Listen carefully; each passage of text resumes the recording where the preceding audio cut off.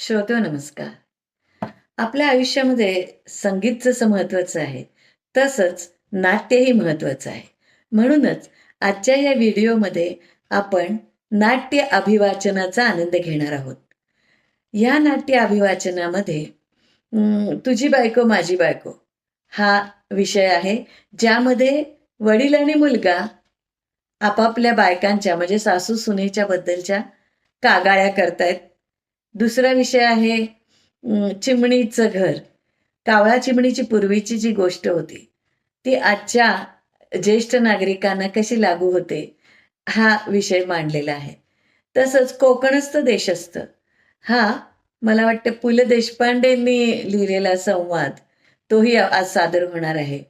हयातीचा दाखला हा म्हणजे नोव्हेंबर महिना आला की पेन्शनर लोकांना हयातीच्या दाखल्याचे वेध लागतात, त्या संदर्भातलं नाट्य व्यक्त करणारा हा विषय आहे. तसंच गणेशोत्सवानिमित्त पुण्यात येणारे गणपती बाप्पा शारदा मातेबरोबर बोलतायत. उंदीर मामांचा संवाद असा एक गमतीदार तिघांचा संवादही आहे, त्याचीही मजा आपण घेणार आहोत. 15 मिनिटांनी वॉर्निंग.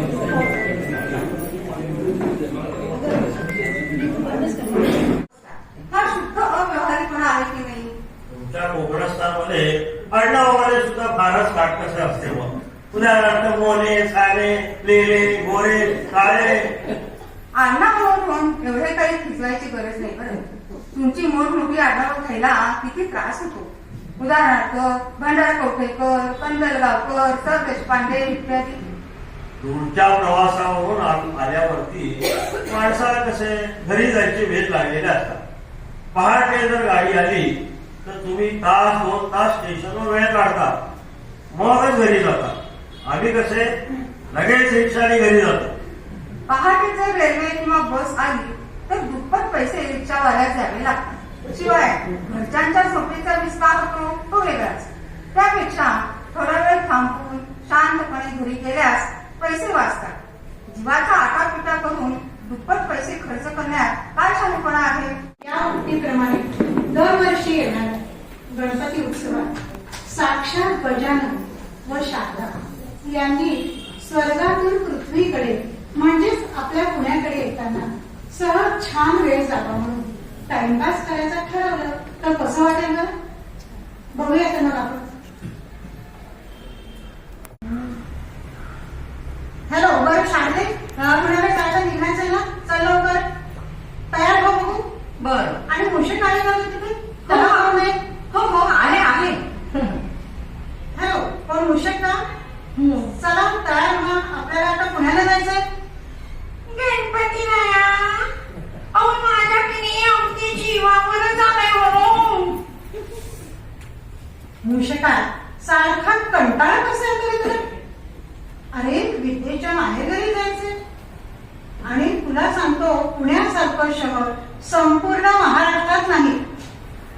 गणपती राया, तुम्ही मला दिल्लीला जायला सांगा, मी जाईन. मुंबईच्या घाई गर्दीतही मी मिसळून जाईन. वा वा, त्या पुण्याच्या रस्त्यावरून चालणं नको रे बाबा.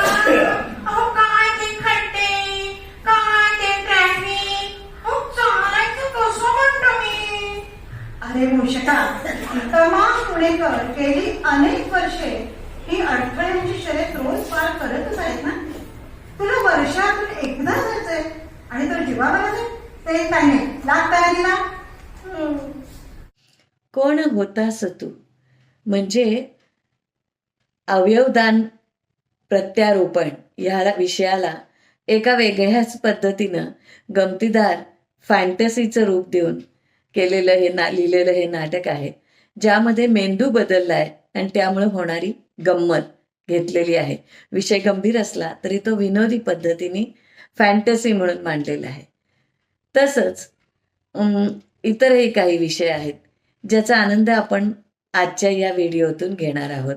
नाट्य महत्वाचं तेच पाहूया. नमस्कार. वाचन करणार आहोत. त्या नाटकाचे नाव आहे हयातीचा दाखला. त्याचे लेखन केले आहे आपल्या सौमणी संघातील सदस्या सौ निलिमा कुलकर्णी यांनी. याचबरोबर श्री राजेंद्र देशपांडे जे आपल्या संघाचे सदस्य आहेत यांनी लेखन सहाय्य केले.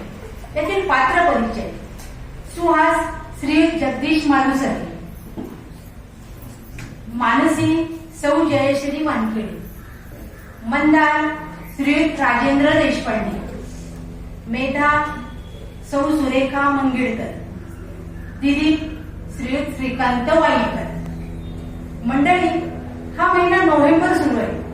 नोव्हेंबर महिना सुरू झाला की सर्व पेन्शन धारकांची हयातीचा दाखला देण्याची लगबग सुरू असते. ऑनलाईन म्हणा तसंच प्रत्यक्षात म्हणा, हयातीचा दाखला देऊन झाला की खूप मोठे काम झालेले असते आणि याचाच आज आपण अनुभव घेणार आहोत. कणिक आमच्या बायकोने भिजवली आणि पोळ्या तुझ्या बायकोला करायला लागल्या. कणिक घट्टच भिजवून ठेवतात, पोळी लाटली जात नाही वगैरे वगैरे चाललं होतं प्रत्येक पोळी लाटताना. त्याचं काय आहे, प्रत्येक बाईची कणिक भिजवण्याची पद्धत ही अगदी वेगवेगळी असते. पण कणिक चिवण्याची रीत मात्र एकच असते बरं का. काही काही गोष्टी बायका ह्या दुसरीला का करायला आवडतात कोण जाणे. बरं, ते जाऊ द्या. तोपर्यंत तुम्ही पोहे खाणार का हे सांगा. हे मगाशी रस्त्यावर सांगतो, तो रस्ता लाजवाब जरी वाटला नाही तरी अर्ध पोटी राहावं असंही वाटलं नाही. एक करू, आमचा दावा वेगळाच आहे. तुमच्या बायकोने माझ्या बायकोला कधीतरी विश्वासात घेऊन गप्पा टप्पा करीत कोणती भाजी कशी करावी वगैरे वगैरे ह्या गोष्टीची लग्न करून घरी आल्यानंतर का शिकवलं नाही. मग तिच्या माहेरचं वळण सारख्या विषयावर बोलायला कसं मिळेल. मग आपण त्याच्यावर काय करू शकतो. तुझी भावी सून तुझ्या बायकोच्या नावाने असाच शंक करणार नाही ना, एवढं कदाचित सांभाळू शकतो. ते करू. अहो, तुमची बायको उद्यापासून पोळ्या अजिबात करणार नाही म्हणाली. आता त्याचा विचार तुझ्या बायकोने करावा. ती हल्ली कणिक चाळायचंच कंटाळा करते. छे मग मुळीच नाही. हल्ली ती सत्वयुक्त आहाराच्या मागे लागली आहे. आपण पिठं काढून घेतो, विटॅमिन्स असलेला कोंडा मोलकरणीला देतो. तिची तिकडे प्रकृती सुधारत जाते आणि इकडे आपल्या बायका बी कॉम्प्रेशन वळ्याखात बसतात. यापुढे कणिक न चालता वापरायची असं माझ्या बायकोने ठरवलंय. मग हे तिनं सांगितलं का नाही. नीट बोलली असती तर आज जे घडलं तेही घडलं नसतं. आज आमच्या बायकोनं चकल्या करायचं ठरवलं तर तुझ्या बायकोनं आजच फरशात व्हायचं काम काढलं. आमच्या बायकोनं कढई तेल भाजणी सगळं घेऊन रांगड्यांच्याकडे जायला लागलं. माझ्या मते आमच्या बायकोनं घर मुलीच तोडायचं नाही. वा वा वा, ते करू. म्हणजे माझ्या बायकोने काय मग राहण्याच्या घरच्या फरशात व्हायचे की काय. दररोज दारावरच्या टकटकीची ते वाट पाहतात. पूर्वी प्रत्येक दिवशी दुपारी कुणीतरी गप्पा चहा बातम्या ऐकायला येत असत. आता सगळे ऑनलाईन मोबाईलवर, पण माणसात ऑफलाईन झाले. आता फक्त मेसेज न पाठवता पोस्टमनच टकटक करतात दारावर. पूर्वी दारावर टकटक झाली की ऊब यायची. आता मोबाईल वाजला की ताण येतो. चला आता सर्वांनी एकमेकांच्या दारावर टकटक करूया, नाही तर आठवणींच्या दारावर करूया जी मनात उमटते. त्यांना शताई हॉस्पिटलमध्ये नेलेलं आहे. पुन्हा लगेच घेऊन या म्हणून. श्रीरामा, काय संकट आलंच रे बाबा. थांबणार मी आलेच देवाला नमस्कार करून. भाऊजी जास्त सिरियस नाहीये ना. आमच्या यांना काही फार लागलं नाही ना. तसं जास्त बोलणं झालेलं नाही, पण तिथे गेल्यावरच कळेल. तुम्ही मला फोन करून सांगा हा, म्हणजे ना माझी काळजी कमी होईल. हो हो, मी लगेच फोन करेन. चल रे रमेश, जाऊया लवकर. हो, तुमची मरणोत्तर अवयव दानाची इच्छा होती ना, ती आम्ही पूर्ण केली. तुमचा चांगला असलेला मेंदू काढून त्याचे प्रत्यारोपण भावनाचे बाबा सदानंद यांच्यात केले आहे. अरे बापरे, हे म्हणजे भलतच काहीतरी झालं. म्हणजे मी ना धड सदानंद ना धड श्रीराम. मग मी राहायचं कुठे. तर माझी परत रवानगी रस्त्यावर. हो, असं कसं करू बाबा आम्ही. यातून मार्ग काढण्यासाठी समीरने या दोघांना इथे बोलवून घेतले. अरुण, अलका, तुमचं काय मत आहे? मला वाटतं बाबांनी आमच्याकडे राहावं. अहो पण ते आमचे पण बाबा आहेतच ना. बाबा तुम्हाला काय वाटतं तुम्ही सांग. मी काय बापडा बोलणार आता. हे सर्व ऐकून माझं तर डोकंच बधीर झालंय. तुम्हीच काय ते ठरवा. मी एक पर्याय सुचवते, सांगू का? सांग सांग. हे जसे आपले बाबा आहेत तसे यांचे पण आहेत. दोघांनाही त्यांचा सहवास लाभावा म्हणून 6 महिने बाबांनी आपल्याकडे राहावे व 6 महिने यांच्याकडे. आई, तुझे काय मत आहे ग? पांडुरंग, विठू माऊलीची कशीच इच्छा असेल कदाचित. ठरवा तुम्ही काय ठरवायचं असेल. मला साधनाने सुचवलेला पर्याय योग्य वाटतं बरं. रामदा, काय तुझे हे हाल. एकदा भोगून परत दुसऱ्यांदा भोगणे तुझ्या नशिबी आले आहे. बाबा ही शेवटची संधी होती.